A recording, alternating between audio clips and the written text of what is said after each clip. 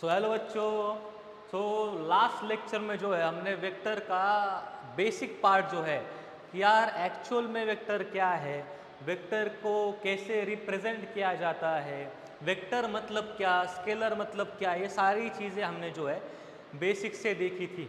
Right, हमने ये भी देखा था कि वेक्टर के बीच का एंगल कैसे निकालते हैं, हेड क्या है, टेल क्या है, इसके बारे में हमने अच्छा खासा नॉलेज अभी तक ले लिया है।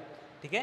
सो जैसे कि मैंने लास्ट में कहा था, लास्ट लेक्चर में, कि अभी हम जो नेक्स्ट लेक्चर में है एडिशन देखने वाले हैं कि वेक्टर का एडिशन कैसे करेंगे, है नहीं। देखो अभी तो एडिशन करने के लिए, वेक्टर का एडिशन करने के लिए वे हैव 3 मेथड्स। ठीक है, 3 मेथड कौन सा है वो? First one is triangle law, first one is triangle law, right. second one is parallelogram law, parallelogram law, है नहीं, पैरालेलोग्राम लॉ। देन कौन है हमारे पास? जो थर्ड है वो है पॉलीगन लॉ। कौन सा लॉ है? Polygon law. अब एक एक करके हमें देखना है कि कैसे मैं वेक्टर्स को इन तीनों मेथड से ऐड कर सकता हूँ। ठीक है, ऐड कर सकता हूँ। जो फर्स्ट है वो हमारा ट्रायंगल लॉ है। अब इसके नाम से समझ रहा है कि ट्रायंगल बन रहा होगा कुछ तो, है नहीं, ट्रायंगल कुछ तो बन ही रहा होगा। फर्स्ट लॉ कौन सा है?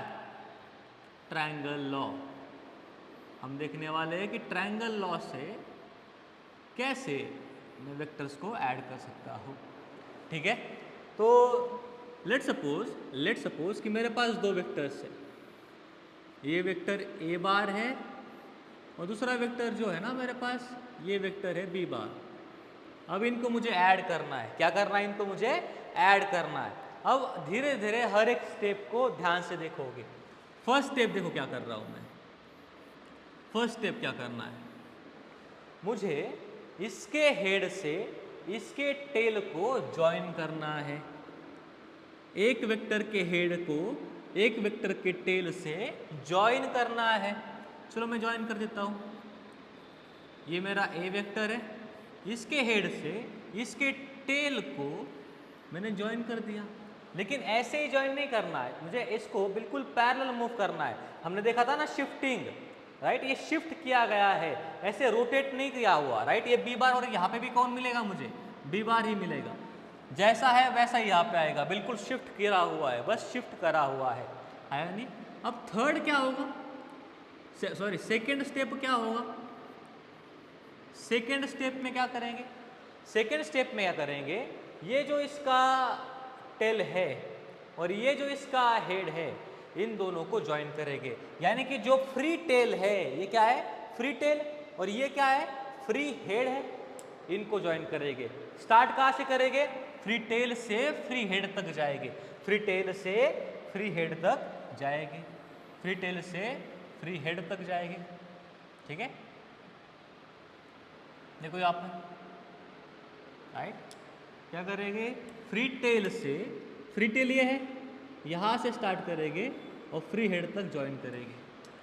अब ये जो वेक्टर मुझे मिला है इसको मैं कहता हूँ रिजल्टेंट वेक्टर आर बार, और इसको मैं ए बार प्लस बी बार के साथ इक्वेट कर सकता हूँ। ये रिजल्टेंट ही है ना, दोनों को ऐड करके क्या मिलेगा? रिजल्टेंट मिलेगा। रिजल्टेंट किसके बराबर है? ए बार प्लस बी बार के बराबर है। ए बार प्लस बी बार के बराबर है। ठीक है, तो ये ट्रायंगल लॉ था। ठीक है, बहुत इजी है, कोई बड़ी बात नहीं है समझने में, है नहीं। क्या किया? ए बार था, बी बार को शिफ्ट करके यहाँ पे लेके आया, हेड के साथ टेल को ज्वाइन किया। उसके बाद जो फ्री टेल था उससे मैंने वेक्टर को ड्रॉ किया और फ्री हेड तक लेके गया, राइट। और जो मुझे यहाँ पे मिला है वो रिजल्टेंट वेक्टर है, जिसको मैं ए बार प्लस बी बार कहता हूँ, है नहीं। अब इसके ऊपर क्वेश्चन कैसे आते हैं वो देखना है। ठीक है, वो तुमसे ऐसे पूछ सकता है कि लेट सपोज मेरे पास एक ए वेक्टर है नहीं, और बी वेक्टर है। ठीक है, तो इसका आर बार कैसे दिखेगा? इसका आर बार कैसे दिखेगा। ऑप्शन में दे सकता है तुम्हें वो कि कुछ ऐसा होगा, ऑप्शन में दे सकता है कि कुछ ऐसा होगा, ऑप्शन में दे सकता है कि कुछ ऐसा होगा। ठीक है, चलो 3 ऑप्शन दे दिए, या फिर 4th भी देता हूँ, 4 भी देता हूँ, कुछ ऐसा। ठीक है, कुछ ऐसा। अभी ये ऑप्शन है, इसमें से बताना है कि आर बार कैसा दिखाई देगा। क्या करना है आगे मुझे, पहली स्टेप क्या होगी, इसके हेड से इसको टेल को ज्वाइन कर दो। चलो ज्वाइन कर दिया मैंने, राइट। इसको शिफ्ट करें आप, ये बी बार आया, ये मेरा क्या आया, ए बार आ चुका है। अब क्या करोगे, अब करोगे क्या कि इसको इसके साथ ज्वाइन करोगे। अब ये किसके साथ मैच कर रहा है, ये जो आर बार है ये किसके साथ मैच कर रहा है, इसके साथ नहीं कर रहा, इसके साथ नहीं कर रहा, इसके साथ नहीं कर रहा, इसके साथ कर रहा है, इसके साथ कर रहा है। ठीक है, तो ये है ट्रायंगल लॉ। ये क्या है, ट्रायंगल लॉ है, ट्रायंगल लॉ है। ठीक है, चलो अभी नेक्स्ट चलते हैं। नेक्स्ट हमारे पास क्या है, ठीक है, नेक्स्ट हमारे पास क्या है, देखो हमारे पास है नेक्स्ट पैरेललोग्राम लॉ। कौन सा है, पैरेललोग्राम,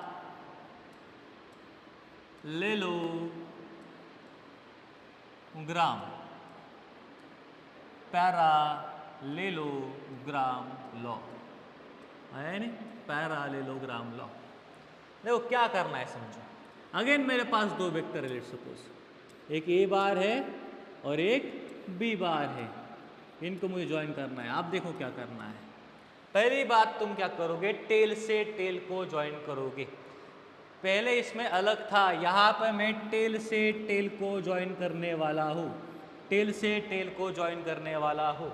तो देखो कैसे बनने वाला है, अभी ए बार यहाँ पे आएगा और बी बार कुछ ऐसा बनेगा, है नहीं, इसको मैंने यहाँ शिफ्ट किया तो ये बनेगा, राइट, ये बनेगा।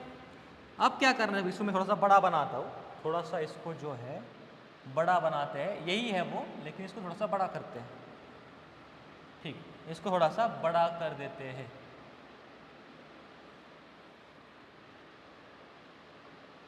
या फिर ठीक है, या फिर एक काम करते हैं, यहीं पे इसको बड़ा बनाते हैं, क्योंकि मुझे इसमें कुछ और भी दिखाना है। ठीक है, लेट्स सपोज कि ये ए बार है तुम्हारा और ये तुम्हारा बी बार है। ये क्या लॉ कहता है, ये लॉ कहता है कि अगर मेरे पास ए बार और बी बार है, उनको मैं टेल के साथ टेल को ज्वाइन करूंगा, टेल के साथ टेल को ज्वाइन करूंगा। इसके बाद इसका मैं पैरेललोग्राम, एक पैरेललोग्राम बना लूंगा। कैसे बनाऊंगा, बी बार यहाँ पे शिफ्ट करूंगा तो यहाँ पे ऐसे बी बार बनेगा, राइट, और ए बार यहाँ पे शिफ्ट करूंगा तो कुछ ऐसा ए बार बनेगा, राइट, ये बी बार बना और ये बार बना, राइट। तो ये ए बार, ए बार, A B bar, A B bar, क्योंकि ये पैरेललोग्राम के अपोजिट साइड से जो कि इक्वल हो गए, राइट। अब ये क्या कहता है, ध्यान से सुनना, अगर मैंने यहाँ से यहाँ तक, अगर मैंने यहाँ से यहाँ तक एक वेक्टर ड्रॉ किया, यानी कि एक डायगोनल ड्रॉ किया, तो ये डायगोनल जो है ए बार प्लस बी बार को शो करेगा। किसको शो करेगा, ए बार प्लस बी बार को शो करेगा, जो कि तुम्हारा आर बार के इक्वल होगा। ठीक है, और क्या बोल रहा है ये, ठीक है, अभी तक के लिए ये सही है, या फिर अभी खत्म करते हैं उसको। अगर मैंने यहाँ से ये ज्वाइन कर दिया, तो ये वाला छोटा वाला जो वेक्टर है, छोटा वाला जो डायगोनल है, इसको मैं ए बार माइनस बी बार कहूँगा। क्या कहूँगा, ए बार माइनस बी बार। छोटा वाला डायगोनल क्या काम करेगा, ए बार माइनस बी बार का। बड़ा वाला डायगोनल क्या काम करेगा, ए बार प्लस बी बार का, ए बार प्लस बी बार का। ठीक है, ये पैरेललोग्राम लॉ कहता है। ठीक है, ठीक है, क्या किया मैंने, दो वेक्टर के साथ दो वेक्टर को मिला के एक पैरेललोग्राम लॉ बना दिया, एक पैरेललोग्राम बना लिया। ए बार यहाँ पे, ए बार यहाँ पे, बी बार यहाँ पे, तो बी बार यहाँ पे ले लिया। ठीक है, टेल से टेल ज्वाइन किया हुआ है। ठीक है, यहाँ से यहाँ तक ज्वाइन करने के बाद जो बड़ा वाला डायगोनल बन रहा है वो मेरा ए बार प्लस बी बार है, जो छोटे वाला है वो ए बार माइनस बी बार है। ठीक है, यहाँ तक आई होप कि क्लियर होगा, राइट। तो ये होता है तुम्हारा पैरेललोग्राम लॉ। लेकिन अब इसमें कुछ चीज़ें और है, और कुछ चीज़ें हैं। अब वो क्या है देखो यहाँ पे, लेट्स सपोज ये ए बार है तुम्हारा और ये तुम्हारा हुआ बी बार, ठीक है। यहाँ से अगेन ये ए बार आएगा और ये यहाँ से बी बार आएगा, ठीक है। सॉरी, ऊपर वाला कौन आने वाला है, ए बार आने वाला है ना, ऊपर वाला ए बार आएगा और ये क्या आने वाला है, बी बार आने वाला है, ठीक है। अब लेट सपोज कि ये मेरा रिजल्टेंट है, मैंने कहा था रिजल्टेंट कौन सा होगा, बड़ा डायगोनल क्या होगा, रिजल्टेंट। रिजल्टेंट का मतलब ये क्या होता है, ए बार प्लस बी बार, है नहीं। अब क्या कर रहा हूँ, ध्यान से देखोगे, अब मैं कर रहा हूँ यहाँ पे इसको एक्सटेंड कर रहा हूँ और मैं यहाँ पे ऐसे इसको एक्सटेंड करवा रहा हूँ। लेट सपोज कि इन दो वेक्टर के बीच का जो एंगल है वो थीटा है, दो वेक्टर के बीच का जो एंगल है वो कितना है, थीटा है। तो यही थीटा यहाँ पे भी होगा, यही थीटा यहाँ पे भी होगा, यही थीटा यहाँ पे भी होगा, ठीक है। और मैंने क्या कहा कि ए बार के साथ जो रिजल्टेंट एंगल बना रहा है वो एंगल को मैं लेट करता हूँ अल्फा। ध्यान से देखोगे ए बार और बी बार के बीच का एंगल कितना है, थीटा है। ए बार और आर बार के बीच का एंगल कितना है, अल्फा है। ये थीटा है तो ये भी थीटा बनेगा, बिकॉज ये इसके साथ पैरेलल है और ये लाइन तो वही है ना, राइट। पैरेलल लाइंस एक लाइन के साथ सेम एंगल बनाएंगे, करस्पॉन्डिंग एंगल भी कह सकते हो, है नहीं, राइट। अगर ये थीटा ए बी बार है तो बी बार अगर ये हाइपोटेनियस है क्योंकि ये 90 डिग्री हुआ अभी, ये ट्रायंगल देखो अभी, ये ट्रायंगल देखो अभी, ये बी बार है तो ये कितना बन जाएगा, बी बार कॉस थीटा, और इसके सामने वाला क्या बन जाएगा, B bar sine theta, B bar sine theta, right. अगर अब मैंने कहा कि बताओ tan अल्फा की वैल्यू कितनी होगी, क्या कहा मैंने, tan अल्फा, अल्फा क्या था, angle between A bar and resultant vector, angle between A bar and resultant vector. tan alpha क्या होता है, अपोजिट साइड। अभी देखो ये ट्रायंगल देखो पूरा, ये ट्रायंगल पूरा, ये पूरा ट्रायंगल, ठीक है। मैं उसको अलग कलर में दिखा रहा हूँ, ध्यान से देखोगे, ये पूरा ट्रायंगल देखो, ये पूरा ट्रायंगल, ठीक है। अब इसमें देखना मैं क्या बोल रहा हूँ, ठीक है। tan अल्फा मतलब अपोजिट साइड, मतलब कितना आएगा, B sine theta upon ad opposite upon adjacent, ये इतना ए है, ए बी कॉस थीटा है, तो ये कितना बन जाएगा, पूरा का पूरा कितना बन जाएगा, A plus B cos theta. तो नीचे क्या आने वाला है, A plus B cos theta, A plus B cos theta. Let suppose कि मैंने ये कहा कि ये जो एंगल है ये बीटा है, मतलब बी बार और आर बार का एंगल बीटा है, तो tan बीटा क्या बन जाता फिर, देखो जब मैंने tan अल्फा निकाला, अल्फा किसके साथ वाला एंगल था, ए बार के साथ वाला एंगल था, तो ये एक ही बार आया। अब बीटा किसके साथ वाला एंगल है, बी बार के साथ वाला एंगल है, तो बी एक ही बार आएगा। तो ऊपर क्या आने वाला है, A sine theta upon B plus A cos theta. ये इंपॉर्टेंट है, ये इंपॉर्टेंट है, ठीक है।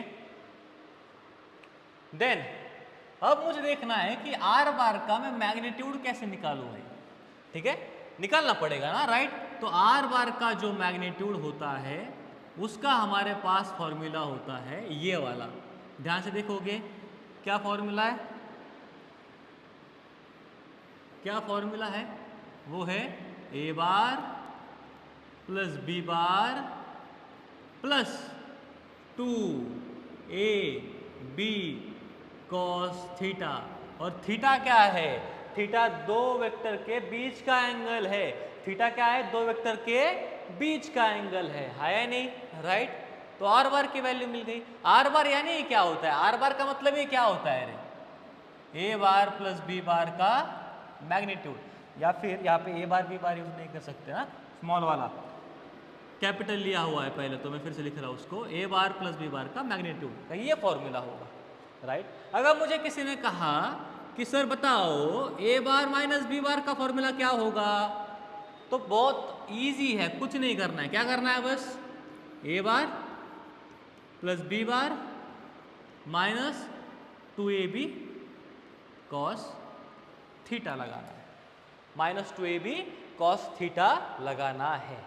ठीक है, ठीक है, यहाँ तक समझ गया होगा।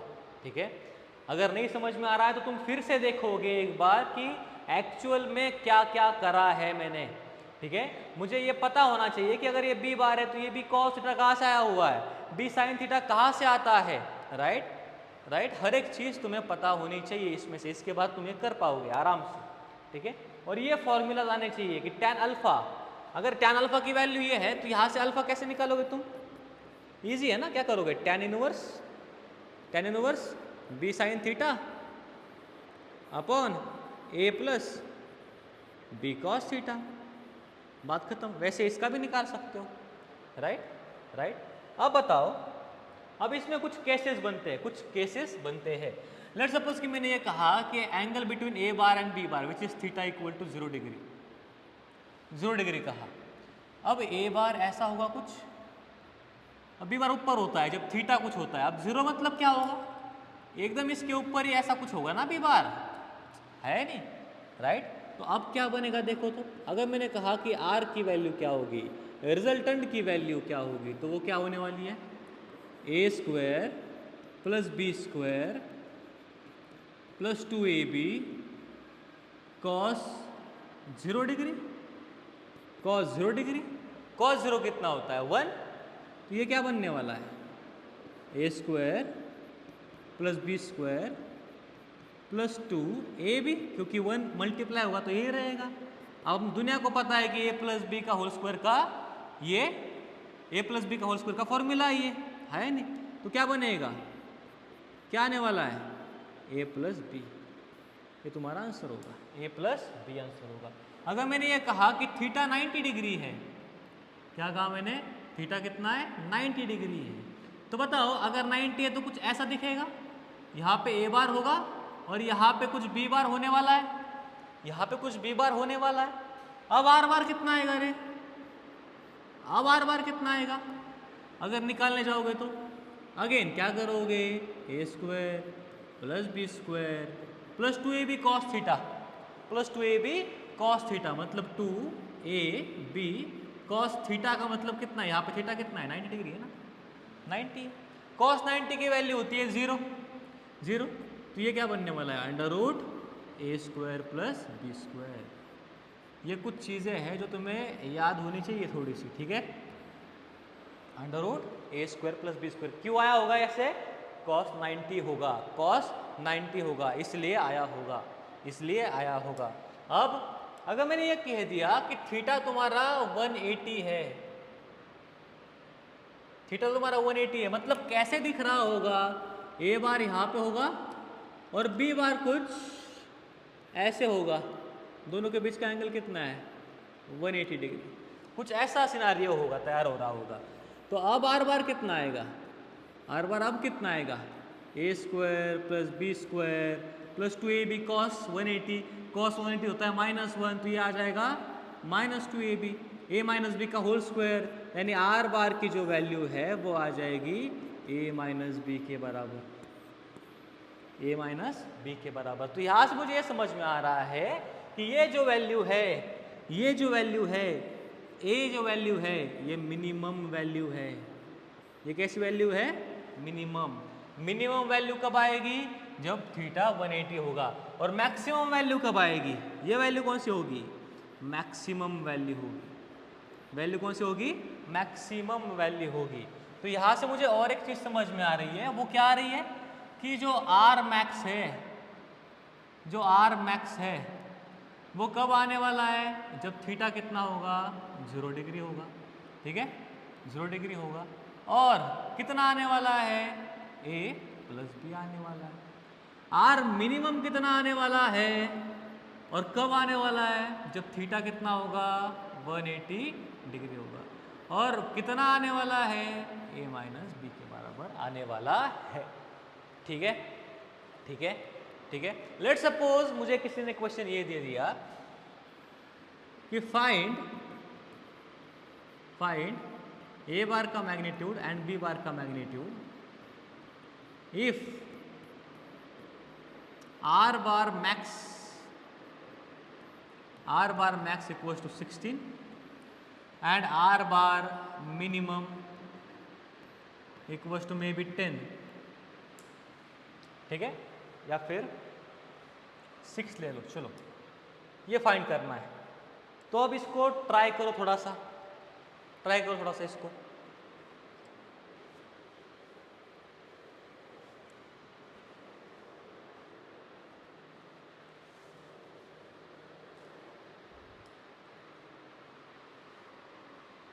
ठीक है, कैसे करोगे? अभी आर मैक्स का वैल्यू 16 है, मतलब क्या बोलना क्या चाह रहा है कि ए प्लस बी का वैल्यू कितना है 16, और ए माइनस बी मतलब क्या होता है मिनिमम, है नहीं? अभी तो देखा ना मैंने, ए माइनस बी कितना है 6, दोनों को ऐड कर दो, बी से बी कैंसिल हुआ, 2a इक्वल टू कितना आया 16 प्लस 6 22, ए की वैल्यू कितनी आई 11, इसको उठा के इसमें डाल दो, यहाँ से बी कितना आ जाएगा 16 माइनस 11 5, 16 माइनस 11 5, खत्म बात। ठीक है, तो इस टाइप के क्वेश्चंस भी कई बार पूछे गए हैं, ठीक है। अब चलते हैं नेक्स्ट, ठीक है। इससे पहले भी एक है, अब हमें देखना है कि पॉलीगन लॉ क्या है। क्या देखना है हमें? पॉलीगन लॉ देखना है। कौन सा लॉ देखना है मुझे? पॉलीगन लॉ, ठीक है, पॉलीगन लॉ देखना है मुझे कि पॉलीगन लॉ क्या है असल में। ठीक है, अभी देखो ट्रायंगल लॉ और पॉलीगन लॉ में ज़्यादा कुछ फर्क नहीं है, बस बात इतनी सी है कि ट्रायंगल लॉ में 3 साइड थे और पॉलीगन लॉ में कितने साइड है? पॉलीगन लॉ में कितने साइड्स है? 3 से ज़्यादा है। तो कैसे करोगे? देखो लेट सपोज कि मैंने ये कहा कि मेरे पास ए बार है, मेरे पास ये बी बार है और मेरे पास ये सी बार है। अब इनका जो रिजल्टेंट है, इनका रिजल्टेंट मुझे मिलेगा ये ज्वाइन करके, ये जो कि क्या होगा ए bar plus B bar plus C बार के बराबर होगा। इसको ही मैं रिजल्टेंट भी कह सकता हूँ। क्या किया? इसको ऐसे समझ सकते हो कि मैं यहाँ से गया यहाँ तक, यहाँ से यहाँ तक, यहाँ से यहाँ तक, तो फाइनली मैं यहाँ से यहाँ तक पहुँचा ना। इसको इस टाइप से समझ सकते हो। लेट्स सपोज मैंने और एक सम दे दिया, ये कुछ इस टाइप से दे दिया,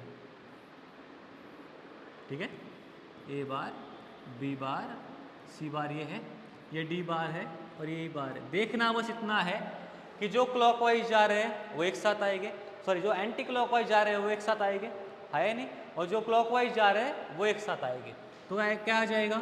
ई bar plus D bar equal to क्या आने वाला है? A bar plus B bar plus C bar आने वाला है। क्योंकि देखो इनका डायरेक्शन एक है और इनका डायरेक्शन एक है, तो इनका एक साथ ऐड किया, इक्वेट कर दिया किसके साथ?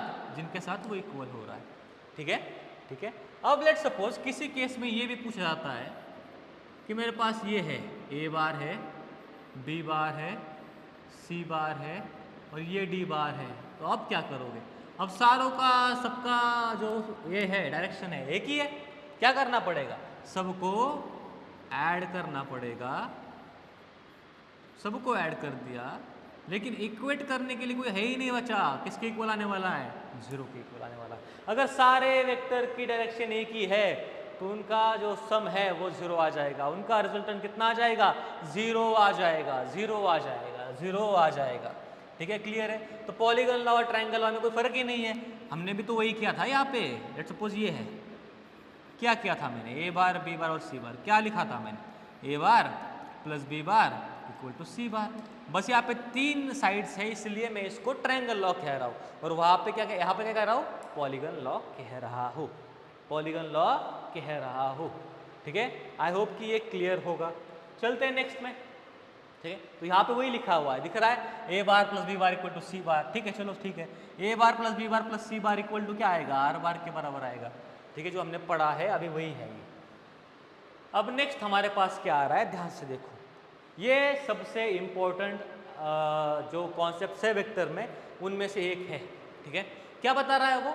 Non rectangular component. क्या बता रहा है वो? Non rectangular component, non rectangular, जो कि रेक्टेंगुलर नहीं है।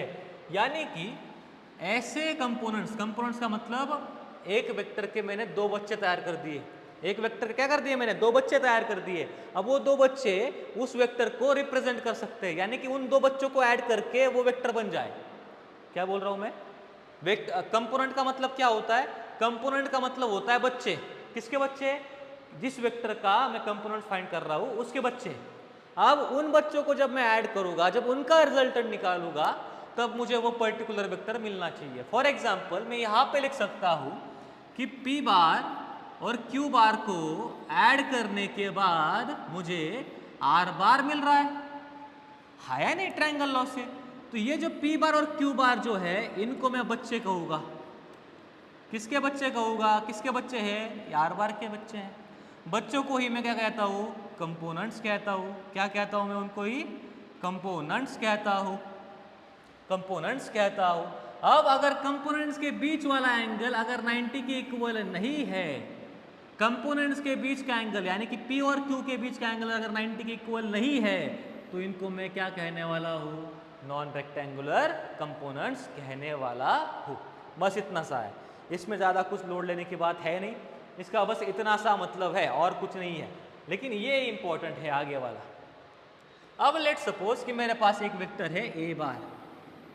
कौन सा वेक्टर है मेरे पास? ए बार एक वेक्टर है। ए बार एक वेक्टर है। अब ए बार के मैंने बच्चे ढूंढ लिए। कैसे ढूंढे? कि यहां से यहां तक गया और यहां से यहां तक गया। लेट सपोज कि ये मेरा सी बार है और ये बी बार है। तो यहाँ पे मैं क्या लिख सकता हूँ? मैं यहाँ से क्या लिख सकता हूँ कि बाबा जो सी बार है, कि बाबा जो सी बार है और जो बी बार है, अगर मैं इनको ऐड करूँगा तो मुझे क्या मिलने वाला है? ए बार मिलने वाला है। तो सी बार और बी बार क्या हो गए? बच्चे हो गए। किसके?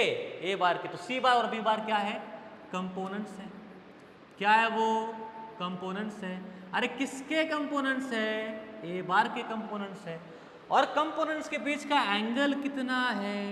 90 है। कितना है? 90 है। अगर 90 एंगल है तो उनको मैं कहूँगा रेक्टेंगुलर कंपोनेंट्स। क्या कहूँगा? Rectangular components. ठीक है, लिखा हुआ है यहाँ पे रेक्टेंगुलर कंपोनेंट, रेक्टेंगुलर कंपोनेंट्स। ठीक है, ठीक है। अब इस बी बार को मैं यहाँ पे शिफ्ट करके भी लिख सकता हूँ। बी बार को ही यहाँ पे शिफ्ट करके भी लिख सकता हूँ। तो ये भी तुम्हारा क्या हो जाएगा? बी बार ही हो जाएगा।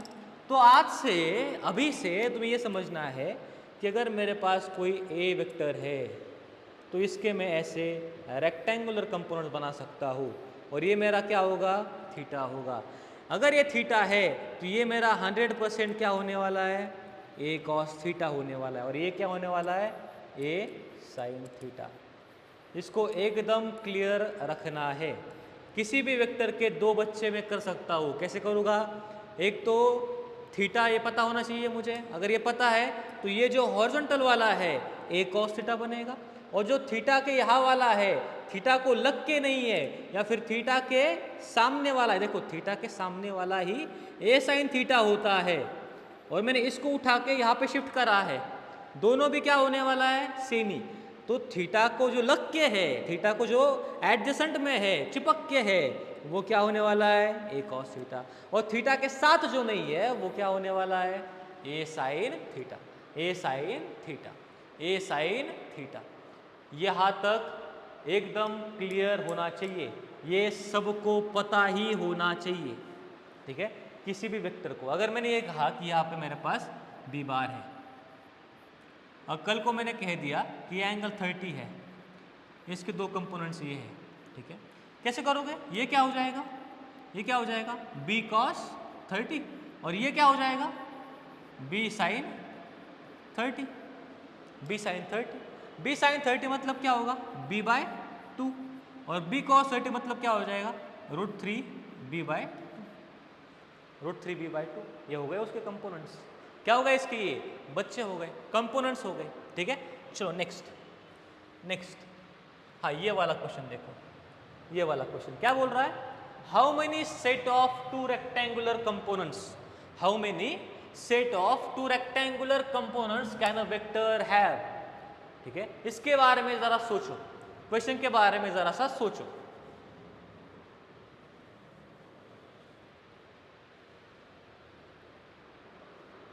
हर एक बच्चा इस क्वेश्चन के बारे में सोचेगा। How many set of two rectangular components, two rectangular components can a vector have, can a vector have, क्या करना पड़ेगा, कैसे निकालेंगे, बताओ तो, बताओ तो। लेट सपोज मैंने ये कर दिया कि मेरे पास एक सर्कल है, अगर मेरा वेक्टर इस सर्कल का डायमीटर बन रहा है, लेट सपोज मैं मेरे वेक्टर की बात कर रहा हूँ ए बार की, मैं बोल रहा हूँ कि ए बार मेरा क्या है, डायगोनल है, तो बताओ एंगल कितना होगा, 90 होगा ही नहीं होगा, क्यों होगा, बिकॉज जो एंगल सबटेंड करेगा डायमीटर सर्कल पे वो हमेशा कितना होगा, 90 डिग्री होगा। अब यहाँ पे मैं अनगिनत असंख्य है नहीं, इनफाइनाइट नंबर ऑफ ऐसी पेयर्स बना सकता हूँ जो एक दूसरे के साथ परपेंडिकुलर हो गए, एक दूसरे के साथ क्या हो गए, परपेंडिकुलर। ए बार के सारे क्या है, बच्चे ही तो है, ए बार के ये सारे के सारे क्या है, बच्चे ही है ना। और ऐसे कितने बच्चे बना सकता हूँ मैं, ऐसे कितने कंपोनेंट बना सकता हूँ मैं, कितने बना सकता हूँ, इनफाइनाइट। तो इसका आंसर क्या है, इनफाइनाइट। इसका आंसर क्या होगा, इनफाइनाइट, इनफाइनाइट। नेक्स्ट अब आगे आ रहा है हमारे पास, हमें सीखना है कि पोजीशन कैसे फाइंड करूंगा किसी पॉइंट की, मैं किसी भी पॉइंट की मैं पोजीशन कैसे फाइंड कर सकता हूं, इसके बारे में समझना है मुझे। अब इसको ध्यान से देखो, एकदम ध्यान से। यहाँ पे सबको पी पॉइंट दिख रहा है, कलर चेंज करता हूं इसका, ठीक है। यहाँ पे सबको पी पॉइंट दिख रहा होगा, पी पॉइंट दिख रहा होगा। यहाँ पे एक्स एक्सिस निकला हुआ है, यहाँ पे वाई एक्सिस निकला हुआ है, ऊपर को जेड एक्सिस निकला हुआ है, ऊपर को जेड एक्सिस निकला हुआ है। अब मुझे इस पी पॉइंट के निकालने पहले कोऑर्डिनेट्स क्या है, बताओ। एक्स में कितना आगे आया हुआ है, एक्स में कितना, एक टाइल है, ये सेकेंड, तो सेकेंड टाइल पे है, मतलब एक्स में तो 2 है। वाई में कितना आगे आ चुका है, दिख रहा है यहाँ पे, 1, ये 2, ये 3 है नहीं, 1 2 3, तो वाई में कितना आ चुका है, 3। जेड में कितना गया हुआ, ऊपर कितना गया हुआ है, देखो यहाँ पे कितना है, 1 2 3 1। ये क्या हो इसका क्या होगा, इसका ये कोऑर्डिनेट्स हो गए, ये क्या हो गए, इसके कोऑर्डिनेट्स हो गए। 1 मिनट देखते हैं कि आगे भी इसके बारे में कुछ है या नहीं, ठीक है। चलो इसके अब क्या करना है, मुझे पोजीशन वेक्टर फाइंड करना है। क्या फाइंड करना है इसका, मुझे पोजीशन वेक्टर फाइंड करना है। पोजीशन वेक्टर का मतलब होता है कि ओरिजिन से वो कहाँ पे है, इसके बारे में मैं बात कर रहा हूँ। देखो ओरिजिन तो ये है, इसको मैंने यहाँ पे जोड़ दिया, ये जो वेक्टर है इसको मैं आर बार से रिप्रेजेंट करता हूँ, क्या, आर बार, लेकिन किस पॉइंट का, आर बार ऑफ पी, मतलब position vector of point P. ये क्या दिखा रहा है, ये क्या दिखा रहा है, ये दिखा रहा है पोजीशन वेक्टर ऑफ कौन सा point, of point P. Position बता रहा है कौन सी होगी, है नहीं। अब और एक थोड़ा सा एक है जो तुम्हें समझना है कि हमेशा याद रखना कि जो एक्स एक्सिस होगा,